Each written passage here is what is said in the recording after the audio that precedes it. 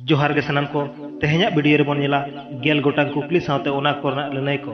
are नवा video nail कते कुसी बोन बुझो खान मिटंग लाइक तबोन पे आर जहां का नवा चैनल रे नाव बोन हेज कना चैनल सब्सक्राइब कते ओना सुना घंटा बटन जोटे तबोन पे मा तबे तेहेኛ वीडियो बोन एतहब लेगे तेहेኛ पुइलो कुकली खेरवाल सोरेन दो ओका खिलोन पतब खातिर साहित्य एकेडमी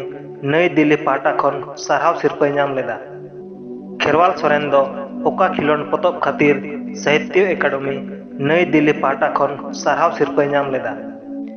लनई चेद रे चिकैना पतब खातिर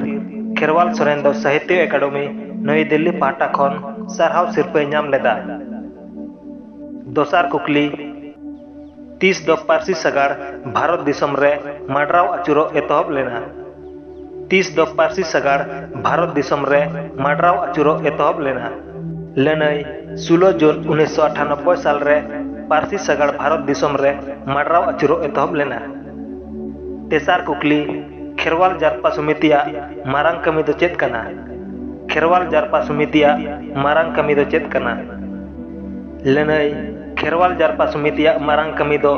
बिदु चंदन प्रेस थापन पुना कुकली संतार सावता रे पाहिल उतर अकोय दो दाड़ेयानी हड़े ताहे कना संतार सावता रे पाहिल उतर अकोय दो दाड़ेयानी हड़े ताहे कना लनई संतार सावता रे पाहिल उतर दाड़ेयानी हड़ दो हुदुर दुर्गय ताहे कना मोड़ेया कुकली कोलकाता रे संताड़ी एकेडमी दो 30 को बनाव लेदा कोलकाता रे संताड़ी एकेडमी दो 30 को बनाव लेदा लनई 15 मार्च 1963 साल रे तुरुया कुकली